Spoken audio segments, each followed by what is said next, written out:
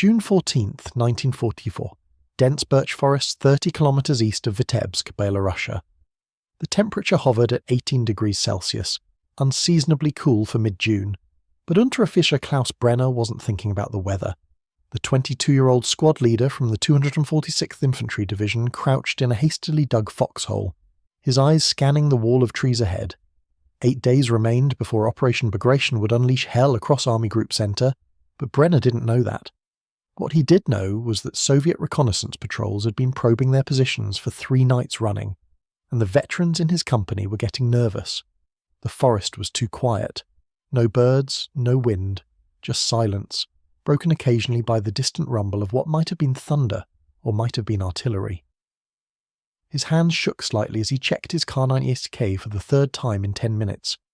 Behind him, stretched across 8 kilometers of woodland and marsh, the remnants of his division waited. They'd been fighting since 1941, from the gates of Moscow to the frozen hell of the Zhev salient, and they knew what silence meant on the Eastern Front. The Russians were coming. What Brenner couldn't see, hidden in the tree line 400 meters to his east, were 4 low-profile vehicles that would soon redefine his understanding of fear. The Soviet 1485th Self-Propelled Artillery Regiment had arrived during the night, their SU-76M assault guns positioned in carefully prepared firing positions among the birches. Each vehicle sat with its engine idling at minimum RPM, the distinctive whine of the Gaz-203 motors barely audible even at close range. Junior Lieutenant Dmitry Volkov commanded the lead vehicle, a battered SU-76M bearing the name Columbina painted in white Cyrillic on its open fighting compartment. At 24, Volkov was an old hand by Soviet standards, having survived the meat grinder at Kursk and the brutal winter fighting around Vitebsk. He understood what his vehicle could do, and more importantly, what it couldn't. The ZS-3 gun mounted in the forward casemate could kill most German tanks with a flank shot, could shred infantry positions, and could reach out to 13 kilometers with indirect fire. But it couldn't save you from a direct hit, and the open top meant grenades and mortar fragments were a constant threat. Still, the Su-76M had brought him through 9 months of combat, and he'd learned to love the little beast the way a farmer loves a reliable horse. The story of how that Su-76M came to be hiding in a Belarusian forest began 3 years earlier, in the desperate summer of 1941, when the German Wehrmacht was carving through Soviet defences like a scythe through wheat. In June of that year, the Red Army possessed thousands of light tanks, primarily T-60s and the newer T-70s, machines that proved virtually useless against German armour and tactics. The T-70 weighed barely 9 tons, carried a 45mm gun that couldn't penetrate German medium tanks frontally, and was crewed by just 2 men who struggled to handle driving, commanding, loading, and firing simultaneously. They died in droves. Soviet tank crews called them death traps. German soldiers called them target practice, but the chassis, that basic platform of engine, suspension and armour, worked.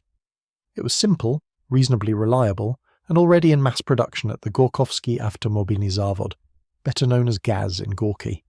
Somebody at Gaz, probably an engineer named Say Ginsberg who'd worked on self-propelled designs before the war, looked at those useless light tanks and saw potential.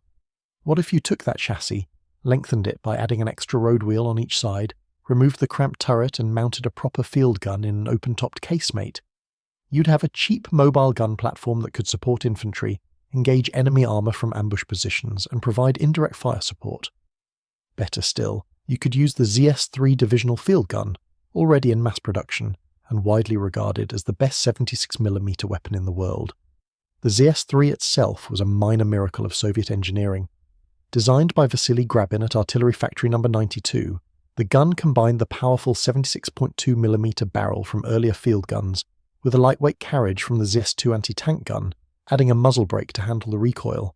The result was a weapon that could be towed by trucks or even manhandled by its crew, fired 25 rounds per minute with a well-trained crew, and delivered accurate fire to 13 kilometers. Against armour, the standard armour-piercing round could penetrate 75mm of vertical plate at 500 meters, enough to deal with any German light or medium tank through mid-1943. The frontal armour of Tigers and Panthers laughed at it, but a flank shot would kill either one. More importantly, the ZS-3 was cheap and simple to manufacture, using stamping and welding instead of expensive machining, which meant Soviet factories could turn them out by the tens of thousands. Over 103,000 were produced during the war, and when you mounted one on a T-70 chassis, you got the SU-76. The first prototypes appeared in late 1942, officially designated Su-12 during development. The State Defense Committee, desperate for mobile anti-tank weapons after the disasters of 1941 and early 1942, pushed hard for rapid deployment. By December 1942, the design was approved, and production began in January 1943. The initial batch of 25 vehicles went to training centres, and by late January the first two self-propelled artillery regiments, the 1403rd and 1434th, deployed to the Volkhov front to help break the siege of Leningrad.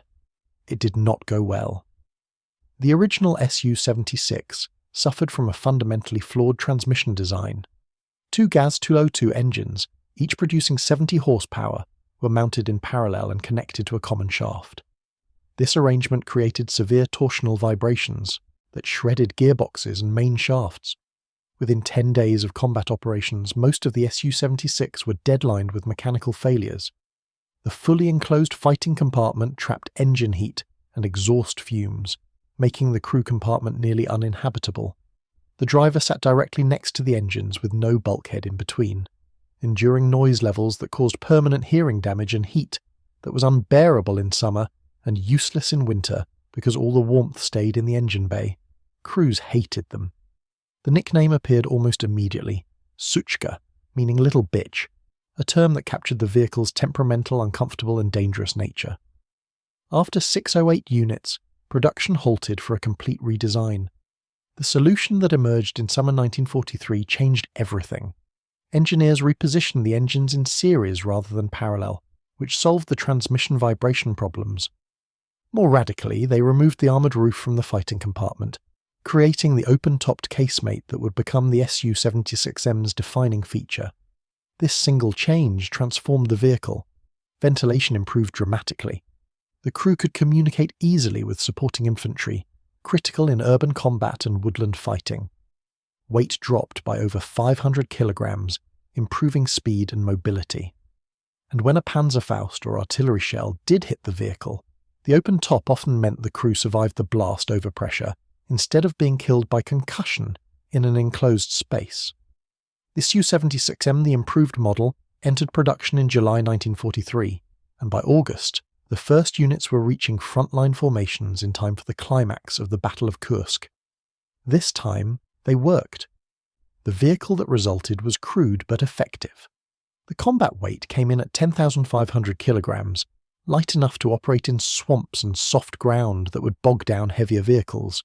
The maximum armour thickness reached just 35 mm on the front, 16 mm on the sides, barely enough to stop heavy machine gun fire and ineffective against any anti-tank weapon. But the low profile, just 2.17 metres high, made it difficult to spot in defensive positions or tree lines. The twin Gaze 203 engines, each now producing 85 horsepower, pushed the vehicle to 45 km per hour on roads, with an operational range of 450 kilometres. The crew of 4 included the commander, usually a junior lieutenant, the gunner, the loader and the driver. They carried 62 rounds of 76.2mm ammunition in the cramped fighting compartment, a mix of armour-piercing, high-explosive and shrapnel shells depending on the mission. The Zis-3 gun could traverse 15 degrees left and right from centre, elevate to 37 degrees, and depress to -5 degrees, giving good flexibility for engaging both ground and elevated targets. From mid-1943 through the end of the war, Soviet factories produced 14,292 Su-76 and Su-76Ms, making it the second most produced Soviet armoured vehicle of World War II after the T-34 tank. More Su-76 were built than all German tank destroyers combined. They served in self-propelled artillery regiments, typically organised with a small headquarters section and 3 companies of 4 to 5 vehicles each, giving a full-strength regiment about 17 assault guns. These units were attached to rifle divisions, tank corps, and mechanised formations as needed, providing mobile fire support wherever the front demanded it. By 1944, Su-76 regiments were ubiquitous across the Eastern Front, and German soldiers learned to fear them. Back in the Belarusian forest on June 14, 1944, Unteroffizier Brenner's quiet morning ended at 08:47 hours. The first indication was sound, not sight. A sharp crack echoed through the trees, immediately followed by an explosion 200 metres to his left, where 2nd Platoon held the line. Then another crack, and another, the distinctive report of 76mm guns firing in rapid succession. Brenner threw himself flat in his foxhole as the tree line ahead erupted with muzzle flashes. The SU-76Ms were opening up, their ZS-3 guns pumping out high-explosive shells at 20 rounds per minute, each gun firing independently at pre-scouted targets. The German defensive position, carefully prepared over 2 weeks, began disintegrating. High-explosive shells detonated in the treetops, sending steel fragments and wooden splinters raining down on the foxholes below. A direct hit on a machine gun nest created a crater 4 meters across and silenced the MG-42 crew instantly. The German forward observer, trying desperately to call in artillery support, took a shell fragment through the chest and died without completing the fire mission. What made the attack so devastating wasn't just the firepower, though 4 SU-76Ms firing as fast as their crews could load represented a significant weight of metal. It was the combination of surprise, positioning and tactics that Lieutenant Volkov and his battalion commander had perfected over months of combat. The assault guns had infiltrated during the night, their relatively quiet engines and low ground pressure allowing them to navigate swampy ground that German intelligence had deemed impassable for tracked vehicles. They'd positioned at the edge of the tree line, using natural foliage and camouflage nets to break up their silhouettes. Each vehicle had 3 pre-plotted firing positions, allowing them to displace after a brief fire mission and reappear elsewhere. The open-topped fighting compartment meant the commander could see the battlefield clearly and communicate with the gunner without electronic systems that could fail. And the low profile meant German anti-tank guns and Panzerfausts had difficulty acquiring targets through the forest undergrowth. For 15 minutes, the SU-76Ms hammered the German positions, expending nearly 200 rounds of ammunition. Then, as suddenly as it began, the fire shifted deeper into the German rear, targeting communication trenches and reserve positions. Soviet infantry, an entire rifle regiment that had also infiltrated during the night, rose from concealment 150 meters from the German foxholes and charged. Brenner, ears ringing from the bombardment, watched in horror as brown-clad figures swarmed toward his position. He fired his rifle twice, missed both times in his panic, and then the Soviet soldiers were in the trenches. The close-quarters battle lasted 7 minutes. When it ended, Brenner was running west through the forest, one of perhaps 40 men from his company of 120 who escaped the initial assault. Behind him, the SU-76Ms had already displaced, moving to new firing positions to support the next phase of the attack. The entire engagement from first shot to consolidation took 34 minutes. This was the SU-76M in its ideal environment, supporting infantry attacks, engaging from ambush, using mobility and firepower to overwhelm defensive positions before the enemy could respond effectively. The tactical flexibility of the SU-76M came from its combination of 3 roles: light assault gun, mobile anti-tank weapon, and indirect fire support platform. As an assault gun supporting infantry, it excelled. The 76.2mm high-explosive shell, weighing 6.1 kilograms, contained enough explosive to demolish field fortifications, destroy machine gun nests, and suppress enemy infantry. Unlike tanks, whose enclosed crews had limited awareness of the battlefield, the SU-76M's open fighting compartment allowed constant communication with nearby infantry through hand signals and shouted commands. In urban combat, this proved invaluable. During the Battle of Berlin in April 1945, SU-76M crews could coordinate with infantry clearing buildings, providing immediate fire support against strongpoints, while remaining aware of friendly troop positions. German after-action reports from Stalingrad, Königsberg and Berlin repeatedly note the effectiveness of Soviet assault guns in city fighting, where their ability to engage targets at close range with both direct and indirect fire made them more useful than heavy tanks. As mobile anti-tank weapons, SU-76Ms required skill and positioning. The ZS-3 gun, while effective against early and mid-war German armour, struggled against the thick frontal armour of Panthers and Tigers. Soviet manuals instructed crews to aim for the tracks, gun mantlet or side armour when engaging heavy tanks. A Panther's 80mm frontal armour was impervious to 76.2mm armour-piercing rounds at any practical range, but its 45mm side armour could be penetrated out to 1,500 metres. Tigers presented an even more difficult target, with 100mm frontal armour and 80mm sides. Crews were taught to immobilise Tigers by targeting the tracks and then call for heavier weapons.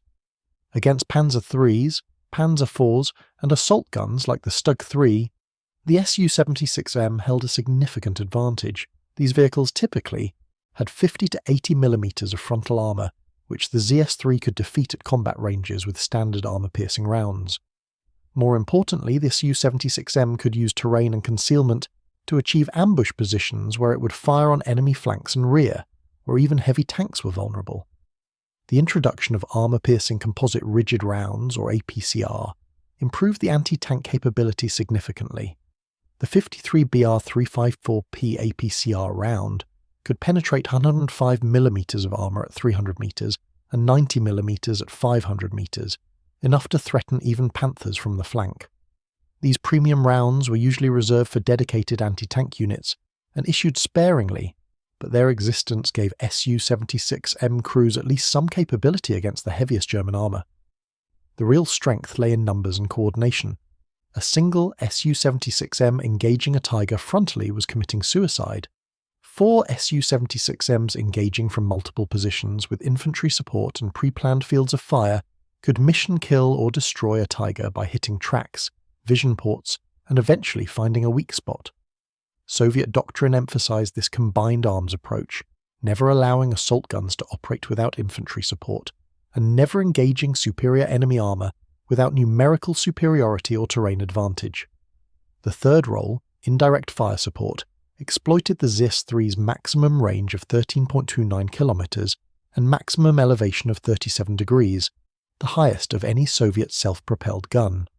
In this role, the SU-76M functioned like a light howitzer battery, lobbing high explosive shells onto enemy positions beyond direct sight. Soviet fire direction centers could coordinate multiple SU-76M batteries to deliver massed fires on German assembly areas, supply columns, and artillery positions. The accuracy wasn't comparable to dedicated howitzers, and the 76.2mm shell lacked the destructive power of 122mm or 152mm rounds. But the sheer number of SU-76Ms meant they could deliver significant volume. During Operation Bagration, SU-76M battalions frequently operated in the artillery support role, providing continuous harassment fire on German retreat routes and river crossings. German accounts describe constant 76mm fire falling on road junctions and bridges, not heavy enough to destroy hardened structures, but deadly to troops and vehicles caught in the open. The operational mobility proved to be one of the SU-76M's greatest assets, particularly in the conditions of the Eastern Front. The low ground pressure, about 0.62 kilograms per square centimetre, allowed the vehicle to traverse soft ground, swamps and snow that immobilized heavier vehicles. During Operation Bagration, this capability became critical. The Belarusian terrain, a mixture of forests, marshes and rivers, was considered nearly impassable for mechanized forces during summer due to the extensive swampland. Soviet engineers developed techniques to improve mobility, laying gati, wooden roadways made of logs across the worst sections, but the Su-76M could often operate without these aids, its lightweight and wide tracks finding purchase where German tanks and assault guns would bog down. This allowed Soviet forces to attack through terrain the Germans had dismissed as impassable, achieving surprise and turning seemingly secure flanks. German defensive plans for Belarusia assumed Soviet armour would be channeled onto a few passable routes where it could be engaged with prepared defences. The appearance of assault guns attacking through swamps that supposedly couldn't support tracked vehicles shattered these assumptions and contributed to the catastrophic collapse of Army Group Centre. The vehicle's simplicity also contributed to its success. Unlike German armoured vehicles with complex gearboxes, sophisticated optics, and maintenance-intensive engines, the Su-76M was deliberately designed for rapid production and easy maintenance. A crew with basic tools could perform most repairs in the field.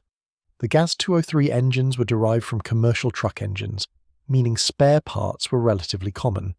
The ZIS-3 gun itself was almost comically simple. designed for operation by conscripts with minimal training. A new crew could be trained to basic competence in 2 weeks, compared to months for heavy tank crews. This meant losses could be replaced quickly, and the average quality of crews remained higher because experienced personnel survived to train newcomers. Soviet logistics, often criticized for inefficiency, worked reasonably well with this SU-76M because the vehicle didn't require specialized parts or maintenance facilities. A frontline regiment could keep its assault guns operational with field workshops and standard rifle division supply chains. The open-top design, initially seen as a weakness, provided unexpected advantages. Visibility for the commander was excellent, allowing him to acquire targets faster and maintain better situational awareness than commanders buttoned up in enclosed vehicles. Communication with infantry didn't require external telephone systems that could be shot away or radio systems that might fail. In the event of fire or ammunition explosion, the crew could bail out in seconds rather than trying to escape through hatches, and contrary to expectations, the lack of overhead armour didn't dramatically increase casualties from artillery. A Soviet analysis of SU-76M losses during 1944 found that overhead hits were relatively rare because the vehicle's low silhouette presented a small target to plunging fire, and most artillery bursts occurred above the casemate, throwing fragments outward rather than down. The real killers were anti-tank guns, panzerfests and mines, none of which were affected by the presence or absence of a roof. The open top did make the crew vulnerable to grenades, small arms fire from elevated positions and mortar fire, but Soviet doctrine called for using the SU-76M in support roles, not as a breakthrough vehicle that would operate deep in enemy territory. Crew accounts from the war paint a complicated picture of life in an SU-76M. The nickname Suchka, little bitch, reflected genuine affection mixed with frustration, the way soldiers always refer to weapons that keep them alive despite discomfort. The fighting compartment was cramped, cold in winter, and the engine noise, even with the improved M model, caused hearing damage over time. The open top meant crews were exposed to weather, from summer rain to winter snow. German small arms fire could wound or kill crew members who showed themselves at the wrong time. But veteran crews developed deep appreciation for the vehicle's reliability and performance. Junior Lieutenant Rem Nikolaevich Ulanov, who commanded an SU-76M named Kolumbina, later wrote that the vehicle saved his life on multiple occasions, absorbing damage that would have destroyed other assault guns and keeping him mobile when immobilization meant death. He noted the excellent forward visibility, the quick reversing capability that allowed rapid displacement, and the psychological effect the vehicle's concentrated firepower had on German infantry, who often retreated when assault guns appeared rather than face the hail of 76mm shells. From the German perspective, the SU-76M was a persistent, lethal irritant that appeared everywhere and proved maddeningly difficult to counter. Unlike Soviet heavy tanks that operated in concentrated formations and could be engaged with prepared anti-tank defences, SU-76Ms infiltrated in small groups, struck from ambush, and disappeared before counter-battery fire could develop. The low profile made them difficult to spot in forests and urban areas. The mobility allowed them to use terrain features for protection, and the sheer numbers meant destroying a few didn't meaningfully degrade Soviet assault gun capability. A German infantry battalion might knock out 2 SU-76Ms in a successful defence, only to face 4 more the next day and 6 more the day after that. The Soviet production capacity was simply overwhelming. German after-action reports from 1944 and 1945 repeatedly mention assault guns as a major threat to defensive positions, particularly in the infantry support role. One report from a battered infantry division in Hungary, in January 1945, noted that Soviet attacks invariably began with a preparatory bombardment from assault guns, which would methodically destroy bunkers and machine gun positions before infantry advanced. The report concluded that without adequate anti-tank guns and ammunition, defensive positions could not withstand the combination of assault gun fire and infantry assault. The statistical record of the Su-76 in combat is impressive by any measure. Over 14,000 vehicles produced, more than any Soviet armoured vehicle except the T-34. Service in every major Soviet offensive from mid-1943 through the end of the war. Participation in the liberation of Byelorussian, Ukraine, the Baltic states, Poland, and the final assault on Germany. Combat use continued after the war, with Su-76Ms fighting in the Korean War with North Korean forces, where they faced American and UN troops.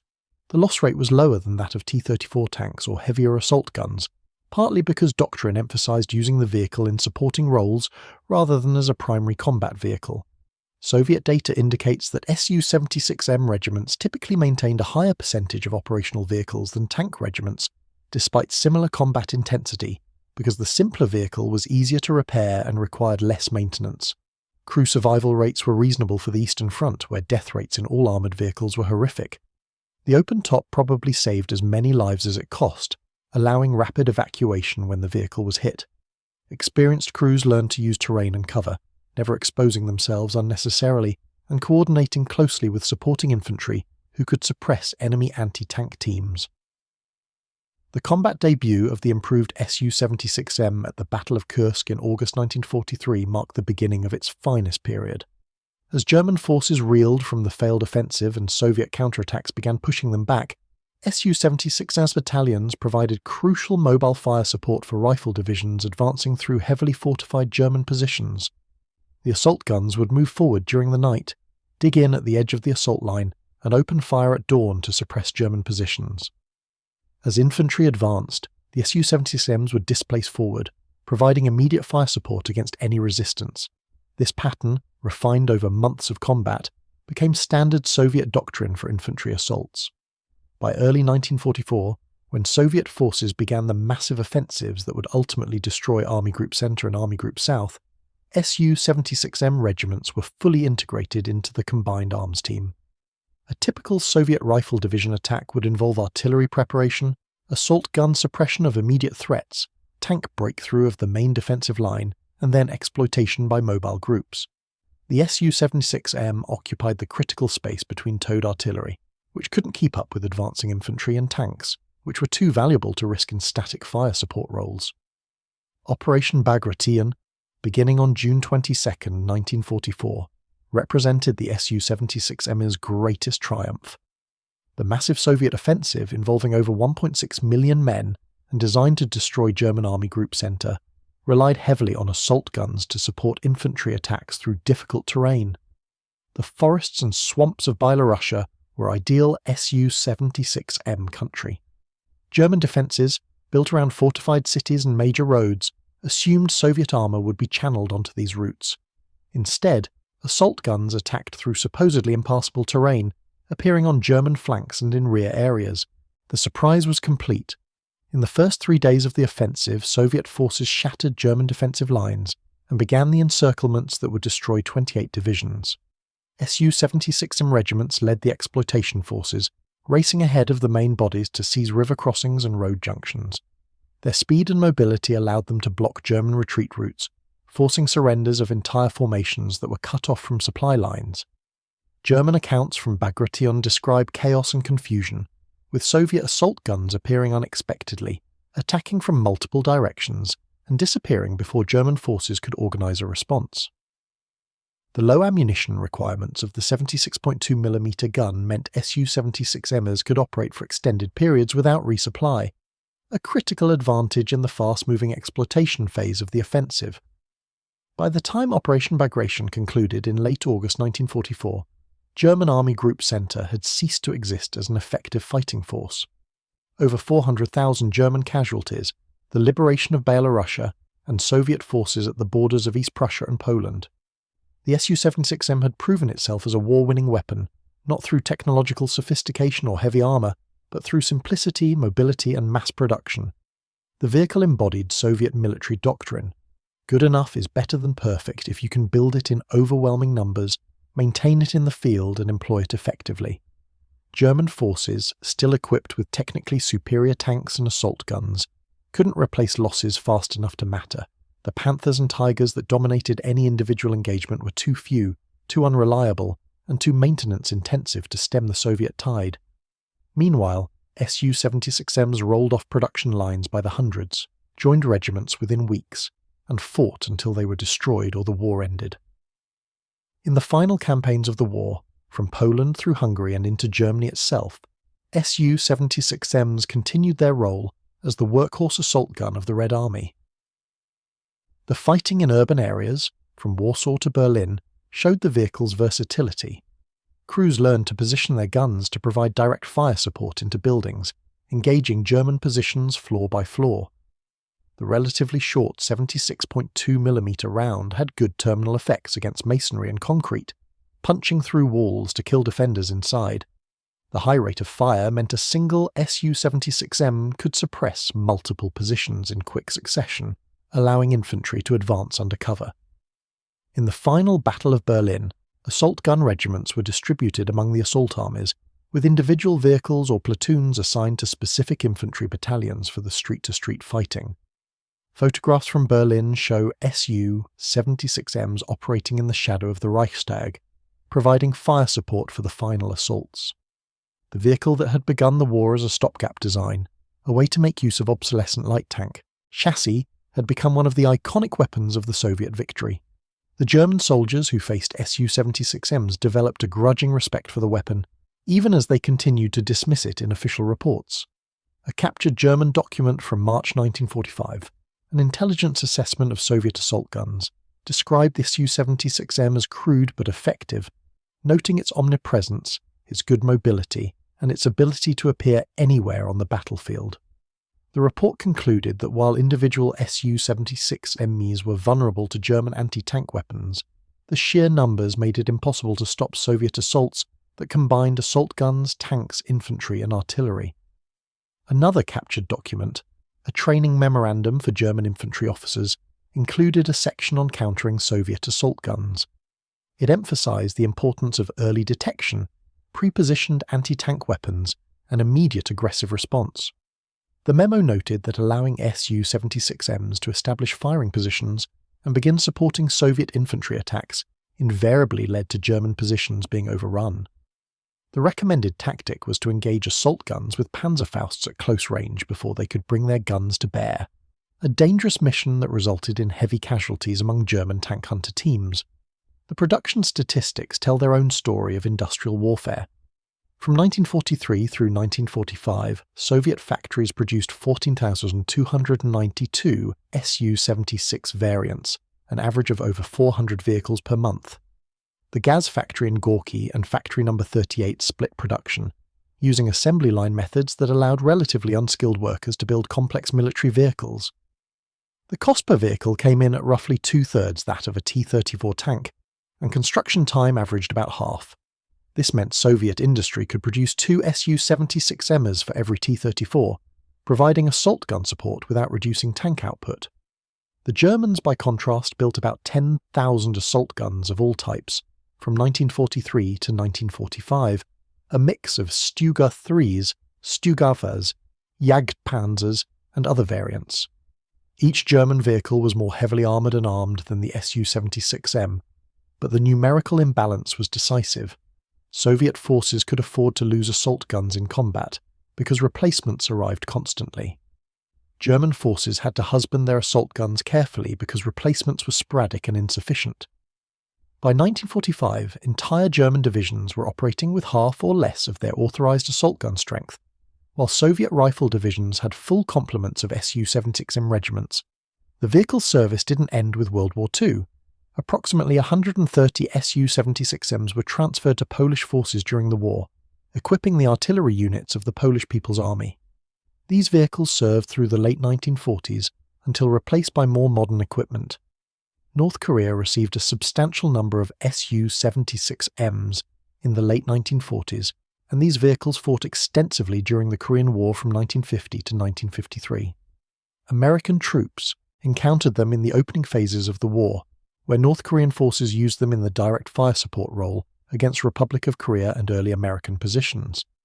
The 76.2mm gun proved effective against field fortifications and soft-skinned vehicles, though it was inadequate against M26 Pershing tanks and later American armour. Some Chinese forces also operated Su-76Ms, receiving them as military aid from the Soviet Union. The vehicle's simplicity and reliability made it suitable for armies with limited maintenance infrastructure, and examples remained in inventory with various nations into the 1950s and beyond. Even today, Su-76Ms sit in museums around the world, silent reminders of the massive industrialized warfare of the Eastern Front. The human cost of operating these vehicles and facing them defies simple calculation.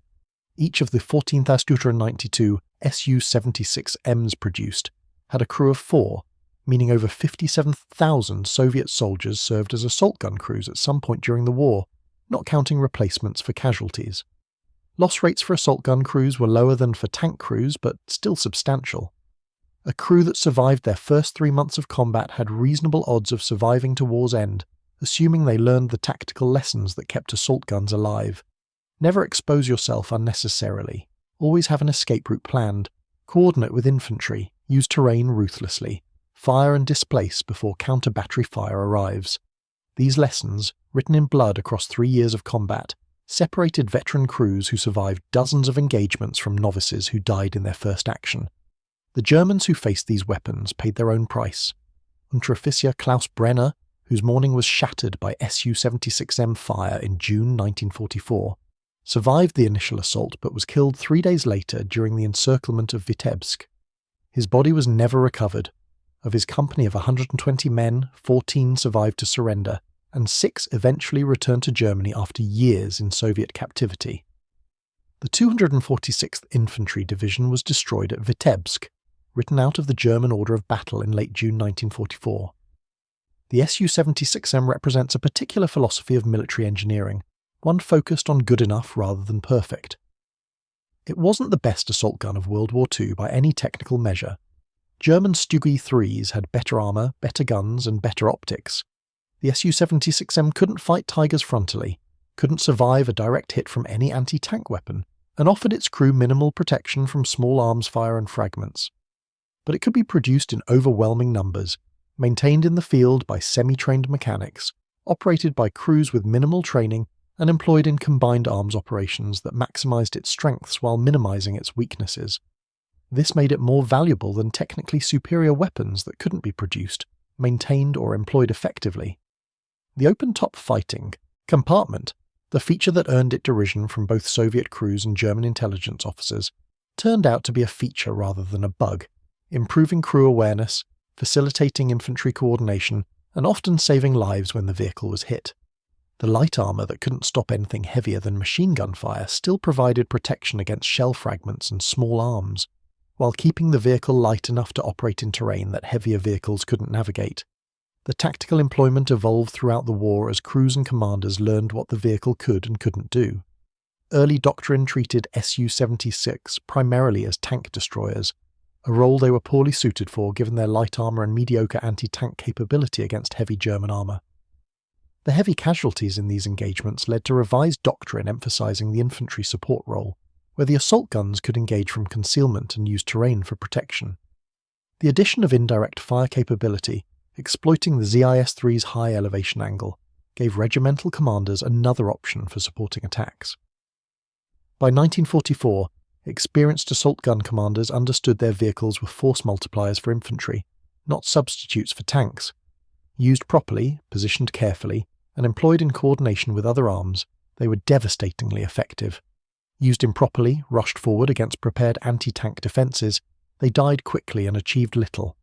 Soviet doctrine adapted to emphasise the former and prohibit the latter, though the chaos of combat meant these lessons had to be relearned constantly as green units replaced shattered veteran formations.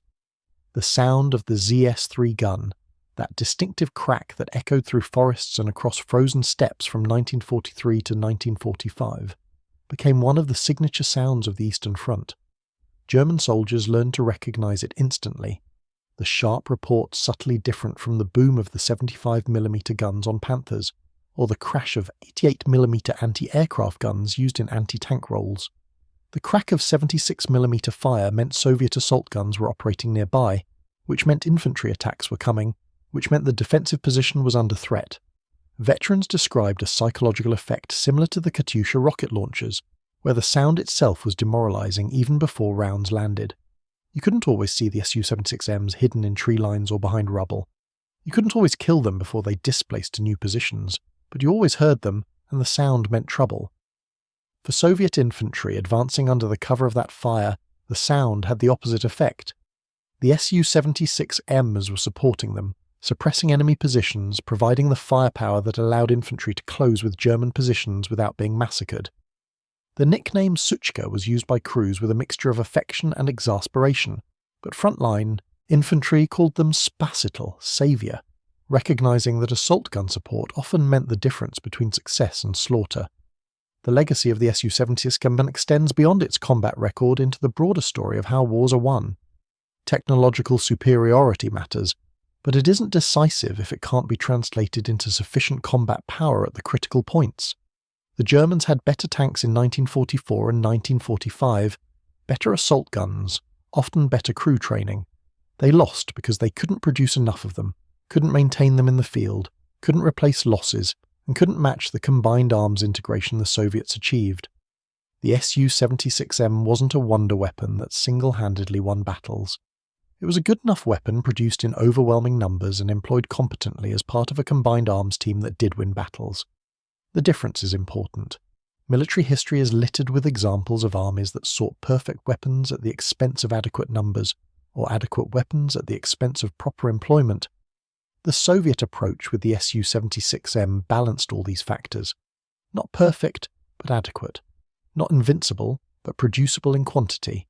Not a war winner alone, but effective when properly integrated into combined arms operations. When Lieutenant Dmitry Volkov survived the war and returned home to Leningrad in June 1945, he'd commanded his SU-76M named Columbina through 22 months of combat. He'd fought at Kursk, participated in the liberation of Byelorussia during Operation Bagration, advanced through Poland, and fought in the final assault on Berlin.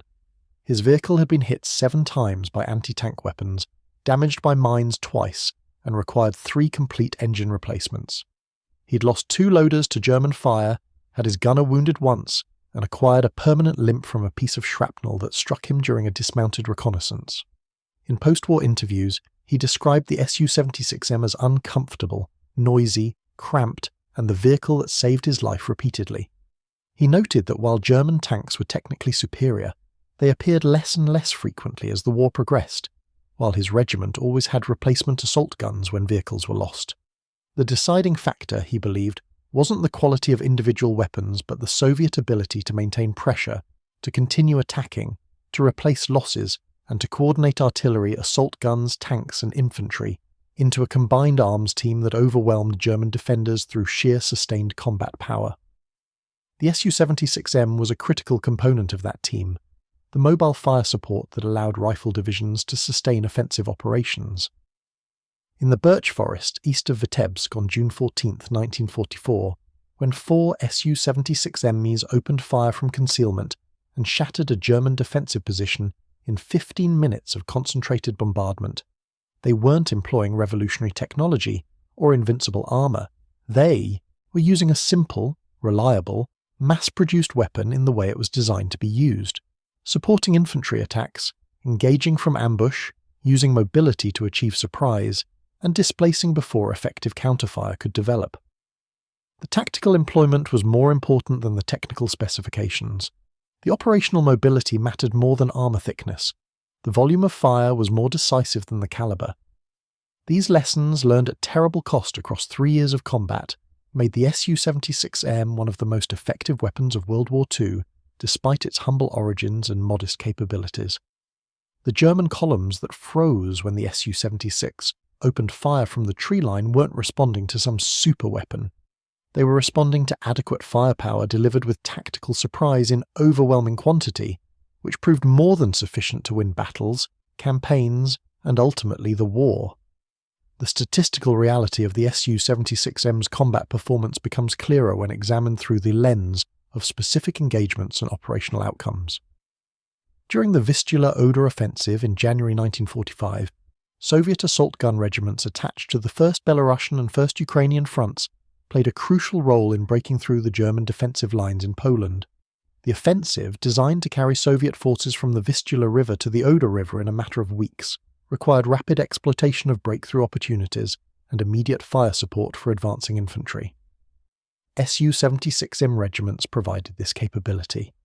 German defensive positions, built around fortified villages and natural obstacles, were systematically reduced by combined arms teams that led with artillery preparation, followed by assault gun suppression fire, then tank assault through the breach, with SU-76Ms providing continuous support to the following infantry.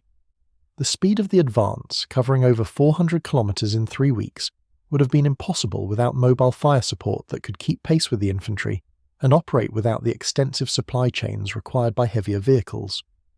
One particularly well-documented engagement occurred on January 17, 1945, near the town of Sokocho, Poland, where elements of the 2nd Guards Tank Army were attempting to seize a crossing over the Bzura River. German forces had established a strong defensive position on the western bank, with multiple machine gun nests, mortar positions, and at least 2 assault guns providing overwatch. The initial Soviet tank assault was repulsed with the loss of 3 T-34s to concealed anti-tank guns. Rather than commit more tanks, the Soviet commander brought forward a self-propelled artillery regiment equipped with 16 SU-76Ms. The assault guns moved into firing positions on the eastern bank during the night, camouflaging themselves among damaged buildings in the town. At dawn, they opened fire simultaneously, engaging every identified German position with methodical precision. The 76.2mm high explosive shells destroyed the machine gun positions systematically, detonating against the log and earth bunkers and sending lethal fragments into the interior. The German assault guns, a Stüge 3 and a Jagdpanzer 4, attempted to engage but couldn't locate the concealed SU-76Ms through the morning fog and rubble. After 20 minutes of bombardment, during which the assault gun regiment expended over 400 rounds, Soviet infantry crossed the river in assault boats under the covering fire. The German defenders, their positions destroyed and their casualties mounting, withdrew. The river crossing was secured by 7:30 hours, and by midday Soviet armour was advancing westward. The entire engagement cost the Soviets 1 Su-76 SM damaged by mortar fire and 14 infantry casualties. German losses included an estimated 60 to 80 killed or wounded, both assault guns abandoned when they ran out of ammunition, and a critical defensive position lost. This engagement illustrated several key advantages of the Su-76M in offensive operations. First, the numerical superiority allowed saturation of the defensive position.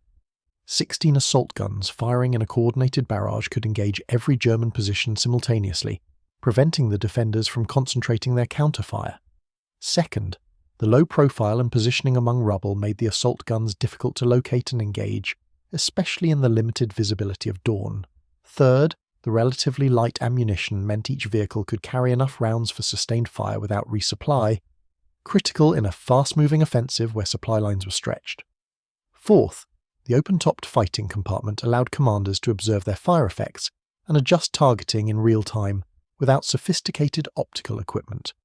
The regimental commander, Major Konstantin Petrov, later reported that the engagement had proceeded exactly according to doctrine: achieve numerical superiority, position for surprise, deliver overwhelming fire to suppress the defence, support the infantry assault, then displace forward to support the exploitation. The Su-76M's characteristics made this doctrine practical and repeatable. The vehicle's performance in winter conditions deserves particular attention, given the extreme climate of the Eastern Front. Soviet forces conducted major offensive operations during the winter months, when frozen ground improved mobility, but temperatures regularly dropped below -30 degrees Celsius. The Su-76M, despite its open fighting compartment, proved reasonably effective in these conditions. The crew was exposed to the cold, certainly, but the Gaz-203 engine started reliably in freezing temperatures, a significant advantage over German vehicles whose gasoline engines often required extended warming periods or external heaters to start in extreme cold.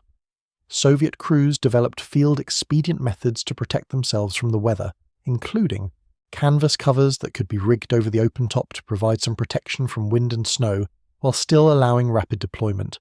The covers were removable in seconds, meaning the crew could button up during movement and expose themselves only when engaging targets. More importantly, the open top prevented the deadly carbon monoxide buildup that killed tank crews who ran their engines for warmth in enclosed vehicles. Soviet training manuals from late 1944 specifically noted this advantage, instructing Su-76M crews on proper use of weather protection while warning tank crews about the dangers of running engines in enclosed spaces. The winter offensive into East Prussia in January 1945 demonstrated the Su-76M's capability in some of the most difficult terrain and weather conditions of the war. East Prussia, with its mixture of forests, lakes, and fortified cities, presented enormous tactical challenges. German defenders, fighting on their own soil and defending against the inevitable Soviet atrocities that accompanied the advance, resisted with fanatic determination. The fortified cities of Königsberg, Pillau, and dozens of smaller towns became battlegrounds where Soviet forces had to reduce strong defensive positions street by street. SU-76 NMs operated in close coordination with infantry, often advancing ahead of the main tank formations to provide immediate fire support. The relatively compact size allowed them to navigate narrow streets and position themselves to engage German strongpoints without exposing themselves to flanking fire. A report from the 48th Army, operating in the Königsberg sector, noted that assault gun companies were typically assigned to specific rifle regiments for the duration of urban operations, allowing the infantry and assault gun crews to develop working relationships and coordination procedures. This assignment system, where the same assault guns supported the same infantry units over extended periods, improved effectiveness significantly compared to the earlier practice of centralized control and ad hoc assignment. The fortress city of Königsberg, defended by approximately 130,000 German troops behind medieval fortifications reinforced with modern concrete bunkers and extensive minefields, fell to Soviet assault in April 1945 after a siege lasting several months. Su-76 MEs played a crucial role in the final assault, which began on April 6th with a massive artillery preparation involving over 5,000 guns and mortars. Assault gun regiments were positioned in the forward areas, ready to advance immediately behind the preparatory bombardment to engage any surviving German positions. The fighting was brutal and methodical. Soviet infantry would advance under covering fire from assault guns, clear buildings and bunkers, then call the assault guns forward to the next objective. German accounts describe the effectiveness of this tactic, noting that Soviet assault guns would position themselves at intersections or against building walls, engaging German positions with direct fire while remaining relatively protected from German anti-tank weapons. The 76.2mm high explosive shell, while not as powerful as larger calibers, was effective against masonry and concrete at close range. A series of hits on a bunker embrasure would eventually penetrate, killing or stunning the defenders inside. When German assault guns or tanks attempted to intervene, the Soviet assault guns would withdraw around corners or into buildings, using the urban terrain for protection while calling for tank support or anti-tank guns to deal with the heavier German armour. The human experience of combat in an Su-76M during urban fighting was harrowing. Sergeant Ivan Mikhailovich Senko, a gunner in an assault gun operating in Königsberg, later described the experience in a post-war interview. The streets were filled with rubble from collapsed buildings, making movement difficult and dangerous. Mines were everywhere, planted by German engineers in predictable locations like intersections and approaches to key buildings. The assault gun would advance slowly, infantry moving ahead to probe for mines while the crew watched for German Panzerfaust teams in windows and doorways.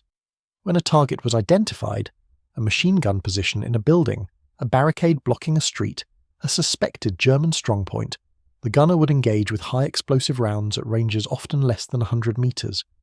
The concussion from firing in the confined space of a city street was stunning, the muzzle blast reflecting off buildings and creating a wall of overpressure that left the crew dazed. The open top, usually a vulnerability, became an advantage because the blast pressure could escape upward rather than being trapped in an enclosed fighting compartment. Senko noted that enclosed assault guns like the Su-85 had higher crew casualty rates from concussion in urban fighting, though the Su-76M crews were more vulnerable to German infantry with grenades or Panzerfausts. The trick, he explained, was constant vigilance. The loader and commander watched the buildings and upper stories while the gunner focused on the target and the driver concentrated on navigation. When German infantry appeared, the standard response was to reverse rapidly around a corner while the commander and loader fired their personal weapons, usually PPS submachine guns, to suppress the threat. The close relationship between assault gun crews and the infantry they supported often meant the difference between survival and death. Infantry would spot Panzerfaust teams before they could fire, warn the assault gun of mines or obstacles, and provide local security against German infantry assault. In return, the assault gun provided firepower that allowed the infantry to advance without taking devastating casualties from German machine guns and defensive positions. This symbiotic relationship, where each element protected the other's vulnerabilities, was the essence of combined arms warfare. Soviet doctrine recognized and formalized this relationship, but the actual implementation depended on the personalities and experience of the specific crews and infantry squads working together. Veteran units that had operated together for months developed an almost instinctive coordination, where hand signals and brief radio calls were sufficient to coordinate complex maneuvers. Green units, thrown together in the chaos of combat, often failed to coordinate effectively, leading to friendly fire incidents, unnecessary casualties, and failed assaults. The difference between effective and ineffective combined arms operations was often measured in blood. The assault on Berlin in April and May 1945 represented the culmination of the SU-76Me's combat service, the final examination of doctrine, design and crew competence, developed over 3 years of war. The city, defended by approximately 45,000 Wehrmacht soldiers, 40,000 Volkssturm militia, and various SS units, presented the ultimate urban combat environment. Multiple defensive rings, fortified buildings, prepared kill zones, extensive minefields, and a defending force that knew surrender meant death or captivity in Soviet camps. Soviet forces committed over 2.5 million men to the Berlin operation, supported by thousands of tanks and assault guns. SU-76M regiments were distributed throughout the assault armies, with individual batteries and even single vehicles assigned to specific infantry battalions for the building-by-building fighting. The Berlin operation plan called for systematic reduction of German positions, advancing along multiple axes to divide and isolate German forces, then reducing each pocket of resistance with overwhelming firepower. SU-76Ms were essential to this approach, providing the mobile fire support that allowed relatively continuous operations without pausing for artillery to displace forward. The fighting in Berlin demonstrated both the strengths and limitations of the SU-76M in the most extreme circumstances. The cramped streets, massive amounts of rubble, and multi-story buildings created an environment where the assault gun's low profile was advantageous for survivability, but problematic for engaging targets in upper stories. The 37-degree maximum elevation of the ZS-3 gun allowed engagement of targets in second and sometimes third-story windows, but German defenders often positioned themselves higher, forcing Soviet troops to reduce buildings from the ground up. The open top, usually an advantage, became more dangerous as German defenders threw grenades and Molotov cocktails from upper stories. Crews developed the expedient of carrying sheet metal or wooden planks that could be quickly positioned over the fighting compartment when moving through areas with intact buildings, providing at least some protection from grenades while still allowing rapid removal when the gun needed to engage. The technique was, crude but effective, another example of frontline improvisation driven by necessity. One particularly intense engagement occurred on April 26, 1945, during the assault on the Reichstag district. A self-propelled artillery battery consisting of 4 SU-76Ms had been assigned to support the 150th Rifle Division's assault on the government quarter. The assault guns advanced along Charlottenburger Chaussee, moving through rubble-choked streets under constant fire from German positions in the surrounding buildings. The lead vehicle, commanded by Junior Lieutenant Alexei Borodin, encountered a hastily constructed barricade at the intersection with Moltkeeplatz. The barricade, built from streetcars, rubble, and sections of concrete barriers, blocked the street completely and was covered by machine gun fire from buildings on both sides. Borodin ordered his gunner to engage the barricade with high explosive rounds, while the other 3 assault guns in the battery positioned themselves to suppress the German infantry. The engagement lasted approximately 15 minutes. The ZIS-3 gun fired 34 rounds into the barricade, systematically destroying the obstacles and creating a passage wide enough for infantry and vehicles to advance. German machine gun fire wounded Borodin in the shoulder and killed his loader, but the crew continued firing until the barricade was breached. Soviet infantry rushed through the gap, and the assault guns advanced to provide covering fire for the next phase of the attack. Borodin survived his wound and was later awarded the Order of the Red Star for his actions. His loader, whose name was recorded only as Dmitri, was buried in a mass grave with other Soviet soldiers killed in the Berlin fighting. This engagement was repeated hundreds of times across Berlin as Soviet forces ground their way toward the city centre. The Su-76M, designed as a stopgap measure in 1942, had evolved into a specialized urban assault weapon by 1945, employed with doctrine and tactics refined through 3 years of brutal experience. The crews understood their vehicle's capabilities and limitations intimately. They knew the maximum elevation angle, the penetration capability of different ammunition types at various ranges, the vehicle's turning radius in confined spaces, the time required to reverse out of a kill zone, and 1,000 other details that meant the difference between completing a mission and dying in a burning hull. This expertise, accumulated through survival, made veteran crews far more effective than the vehicle's specifications suggested. A green crew in an SU-76M might fire randomly at a building, expending ammunition without effect and exposing themselves to counterfire. A veteran crew would identify the specific windows or embrasures where German weapons were positioned, engage with precisely aimed fire, observe the effects, adjust as necessary, and achieve suppression or destruction with minimal ammunition expenditure. The difference in effectiveness was enormous, and by late war the average skill level of Soviet assault gun crews had improved dramatically as training programs incorporated lessons from combat veterans. The final assault on the Reichstag building itself, the symbolic heart of Nazi Germany, involved SU-76Ms providing covering fire for the infantry assault across the open plaza. German defenders had created killing zones with overlapping fields of fire from the Reichstag itself and surrounding buildings. The initial Soviet assault was repulsed with heavy casualties as infantry attempted to cross the open ground under fire. The assault was reorganized with greater fire support. Multiple SU-76Ms positioned themselves in defilade positions where they could engage the Reichstag windows and surrounding positions without exposing themselves to direct fire. For over an hour, the assault guns maintained suppressive fire, forcing German defenders away from windows and embrasures, while Soviet infantry maneuvered forward under cover of smoke and the constant bombardment. The weight of fire, rather than the precision of individual shots, achieved the necessary suppression. German defenders couldn't maintain their firing positions under the continuous hail of 76.2mm shells exploding against the building's facade. When Soviet infantry finally reached the Reichstag and began fighting their way inside, the assault guns shifted fire to suppress German positions in adjacent buildings that might interfere with the assault. The iconic photograph of Soviet soldiers raising the red banner over the Reichstag was taken on April 30th, 1945. The Su-76 en masse that had provided covering fire for the assault were positioned in the streets around the building, their crews exhausted, their ammunition nearly expended, but their mission accomplished. The statistical accounting of Su-76M service in the Berlin operation provides context for understanding the vehicle's role in the final battle. Approximately 600 Su-76Ms participated in the Berlin operation as part of the 1st Belarusian and 1st Ukrainian fronts.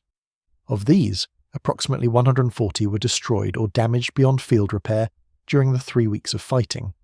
The loss rate, roughly 23%, was actually lower than the loss rate for tanks during the same operation, partly because assault gun doctrine emphasized using cover and concealment rather than direct assault. The surviving vehicles required extensive maintenance after the battle, with most needing engine work, track replacement and gun barrel replacement after thousands of rounds fired. The crews suffered casualties proportionate to the vehicle losses, with killed and wounded rates estimated at 30 to 35%, horrific by any standard but considered acceptable for the intensity of the urban fighting. These numbers, clinical and impersonal, represented thousands of individual tragedies and triumphs. Young men who died in burning vehicles or survived to see victory, all of them participants in the final act of the European war. The German perspective on the Su-76M evolved throughout the war from dismissive contempt to grudging respect. Early German intelligence assessments in 1943 described the Su-76 as a primitive under-armoured vehicle that represented Soviet industrial desperation. The assessment noted the thin armour, the open top, the relatively weak armament, and concluded that German forces could easily destroy such vehicles. This assessment proved technically correct, but operationally irrelevant. Yes, German anti-tank guns could destroy Su-76Ms easily. German tanks could kill them with single shots. Panzerfaust teams could disable them at close range, but the vehicles kept appearing, kept providing fire support, kept enabling Soviet infantry assaults, and kept contributing to German defeats. By 1944, German intelligence assessments had changed their tone. Reports noted the SU-76M's ubiquity, its effective use in combined arms operations, and its contribution to Soviet offensive capability. German tactical manuals began including specific sections on countering Soviet assault guns, acknowledging that these vehicles represented a significant threat to defensive positions.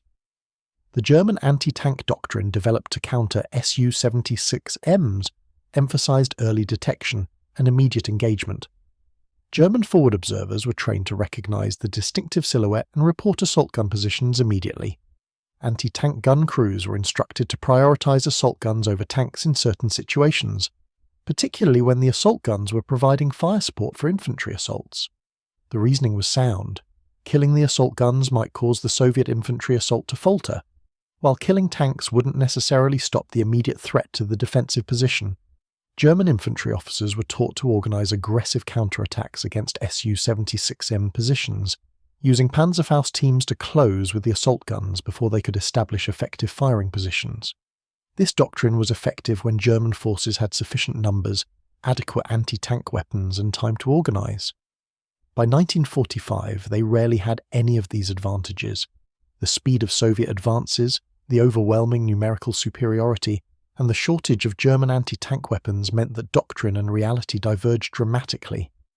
A German company commander might understand exactly how to counter Soviet assault guns, but lack the resources to implement that understanding. The psychological impact of facing continuous assault gunfire wore down German morale as effectively as the physical destruction. Veterans of the Eastern Front described the experience of being under sustained Su-76M bombardment as uniquely wearing. The relatively small 76.2mm shells didn't create the earth-shaking explosions of heavy artillery, but the high rate of fire meant shells arrived continuously, every 3 or 4 seconds, for minutes or hours at a time. The sound was distinctive, a sharp crack followed by the whistle of the incoming shell, and then the explosion. Unlike artillery, which fired in barrages with intervals between salvos, assault guns could maintain nearly continuous fire as long as ammunition lasted.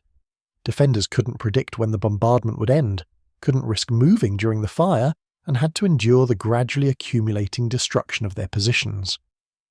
Foxholes collapsed from near misses, trenches filled with debris, protective overhead cover was blown away by repeated hits, and through it all, the knowledge that when the assault gunfire finally shifted, Soviet infantry would be charging across the open ground. German accounts describe a sense of helplessness, of being systematically demolished by an enemy who remained invisible in tree lines or rubble, who seemed to have unlimited ammunition, and who coordinated their fire with infantry assaults with practiced efficiency. The maintenance and logistics chain that kept Su-76M's operational deserves examination, as it represented one of the key enablers of Soviet offensive operations. The vehicle's relative simplicity meant that field maintenance could handle most problems. Each self-propelled artillery regiment included a maintenance platoon with mobile workshops, spare parts, and trained mechanics. Common failures included track problems, engine breakdowns, and gun mechanism issues. Tracks wore out quickly given the poor road conditions and long-distance movements during offensive operations. Soviet maintenance doctrine prioritized rapid replacement rather than repair, with damaged tracks being removed and replaced with spares from supply dumps. The entire process could be completed in 2 to 3 hours, with an experienced crew and maintenance team. Engine problems were more serious but still manageable in the field. The Gaz-203 engines, while reliable by Soviet standards, required regular maintenance and eventually wore out after 500 to 800 hours of operation. Complete engine replacement was a depot-level task, but field workshops could handle many engine repairs. The Zis-3 gun was remarkably durable, with barrels lasting thousands of rounds before accuracy degraded significantly. Gun mechanism problems, usually related to the recoil system or breech block, could be repaired in the field with basic tools and spare parts. The ammunition supply chain faced greater challenges, given the volume of fire that Su-76M regiments could generate. A full-strength regiment with 17 assault guns, each carrying 62 rounds, represented over 1,000 rounds of 76.2mm ammunition. A day of sustained combat could expend most or all of this supply, requiring rapid resupply to maintain operations. Soviet logistics, often criticized for inefficiency, generally managed to keep assault gun units supplied with ammunition, partly because the 76.2mm round was standardized across multiple weapon systems. The same ammunition used by SU-76Ms was fired by ZIS-3 towed field guns, which were ubiquitous throughout Soviet forces. This meant ammunition was widely available, and supply dumps didn't need to stock specialized assault gun ammunition. The rounds were relatively light, about 6.5 kilograms each, meaning a single truck could carry substantial quantities. During offensive operations, ammunition trucks would move forward with the assault guns, establishing temporary supply points as close to the fighting as safety permitted. Crews would return to these points during lulls in combat to reload, a process that took 20 to 30 minutes to completely replenish a vehicle's ammunition stowage. The training pipeline for SU-76M crews evolved significantly as the war progressed, and the Red Army learned from bitter experience. Early in the war, crew training was hasty and inadequate, consisting of a few weeks of basic instruction before crews were sent to the front. The result was predictable: high casualty rates among inexperienced crews who didn't understand their vehicle's capabilities or how to employ it effectively. By 1944, training had been systematized and extended. New crew members attended specialized schools where they learned their specific role: driver, gunner, loader, or commander in detail. Drivers practiced maneuvering the vehicle cross-country, in urban environments, and in various weather conditions. Gunners trained on range estimation, target identification, and engagement techniques for different target types. Loaders learned rapid ammunition handling and the different characteristics of armor-piercing, high-explosive, and other shell types. Commanders studied tactics, communication procedures, and coordination with infantry and other supporting arms. The complete training cycle lasted 8 to 12 weeks, producing crew members who had at least basic competence in their roles before joining frontline units. The training included specific emphasis on survival skills, lessons learned from thousands of combat engagements. Crews were taught to always plan escape routes before engaging, to never remain in a firing position for more than a few minutes, to use terrain and concealment ruthlessly, and to coordinate constantly with supporting infantry. They learned to recognize the sound of different German weapons so they could identify threats without visual contact. They learned field expedient techniques for improving protection, like adding spare track links to the glacis plate for extra armor, or rigging camouflage nets to break up the vehicle's silhouette. They learned that the open-top fighting compartment, while exposing them to fragments and small arms fire, also meant they could bail out in seconds if the vehicle was hit and started burning. Training emphasized that survival required constant vigilance, aggressive use of cover, and never exposing the vehicle unnecessarily. Veteran crews who returned. Fronters instructors provided these lessons with the authority of personal experience, and trainees generally took the instruction seriously, understanding that their lives would depend on these skills. The post-war fate of the SU-76M reflected the rapid obsolescence of World War II armoured vehicles in the face of new military technologies. By 1946, the Red Army was already transitioning to more modern designs, including the Su-100 tank destroyer with its more powerful 100mm gun and the T-54 main battle tank. The Su-76, adequate for the conditions of 1943 to 1945, was clearly inadequate for potential future conflicts against Western armies equipped with modern tanks and anti-tank weapons. Soviet forces began retiring Su-76 and Ms from frontline service, with many vehicles being transferred to second-line units, training establishments, or allied nations. The Polish People's Army received approximately 130 vehicles, which served into the late 1940s before being replaced. North Korea received a larger number, possibly 200 or more vehicles, which saw extensive combat during the Korean War. China also received Su-76s as military aid, though the exact numbers remain unclear. Many vehicles were simply scrapped, their components recycled into Soviet industrial production. By the mid-1950s, the Su-76M had disappeared from Soviet service almost entirely, relegated to training use or static displays. The Korean War provided a final proving ground for the Su-76M, where it faced Western forces equipped with modern weapons and doctrine. North Korean forces employed their Su-76Ms in the invasion of South Korea in June 1950, using them primarily in the infantry support role to reduce defensive positions and provide mobile firepower. Against South Korean forces, which initially lacked effective anti-tank weapons, the assault guns were effective. The 76.2mm gun could destroy defensive bunkers and suppress infantry positions, while the vehicle's mobility allowed it to exploit breakthroughs and pursue retreating forces. However, when American forces entered the war with M26 Pershing tanks, M46 Patton tanks, and abundant anti-tank weapons, the SU-76M's inadequacy against modern armour became evident. The thin armour, adequate against World War II German light and medium tanks, was utterly insufficient against the 90mm guns of American tanks. Engagements between American armour and North Korean SU-76Ms were brief and one-sided, with the assault guns being destroyed before they could effectively engage. The open top, an advantage in some circumstances, proved a liability against American artillery airburst rounds, which showered fragments down into the fighting compartment. By late 1950, most North Korean Su-76Ms had been destroyed or captured, and the vehicle played little role in the remainder of the conflict. The historical assessment of the Su-76M has evolved over the decades since World War II, influenced by changing access to Soviet archives, German records, and veteran accounts. Immediate post-war assessments, particularly Western analyses, tended to dismiss the vehicle as primitive and crude, focusing on its thin armour, open top, and mediocre anti-tank capability. These assessments, while technically accurate, missed the broader context of how the vehicle was actually employed and its contribution to Soviet victory. More recent scholarship, benefiting from access to Soviet operational documents and statistical analyses, has recognized the Su-76M as a successful design that achieved its intended purpose. The vehicle wasn't meant to fight Tigers head-to-head or serve as a breakthrough weapon.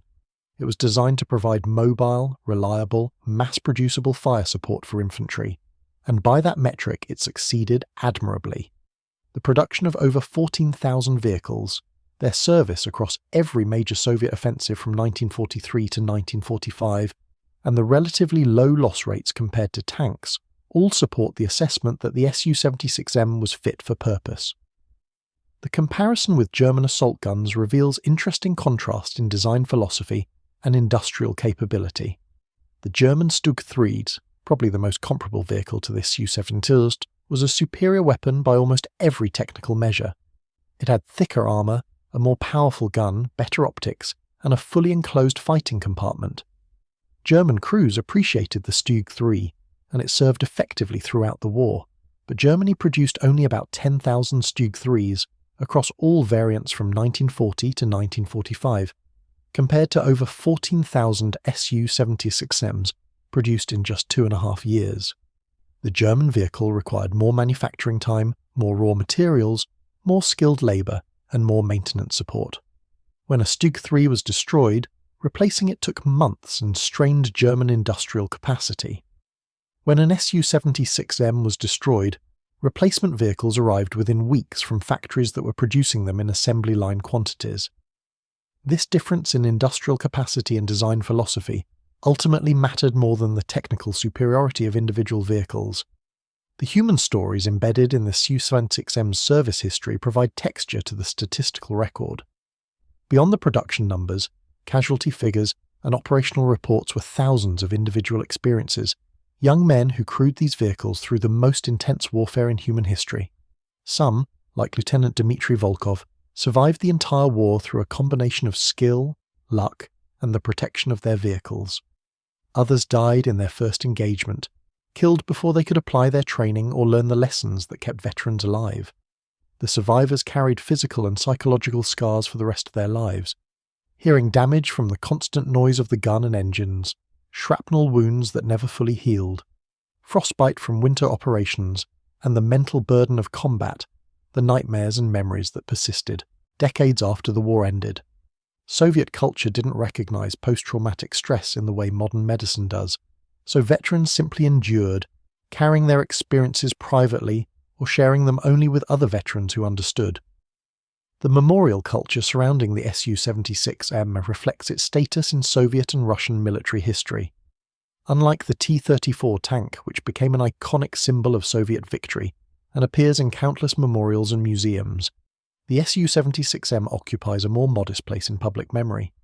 Fewer examples were preserved after the war, and those that were often ended up in military museums rather than public monuments. The vehicle's unglamorous role, supporting infantry rather than leading dramatic tank charges, made it less suitable for heroic narratives. Nevertheless, veterans organisations and military historians have worked to preserve the memory of the assault gun troops who served in these vehicles. Several SU-76Ms have been restored to running condition and appear at military history events in Russia and former Soviet republics.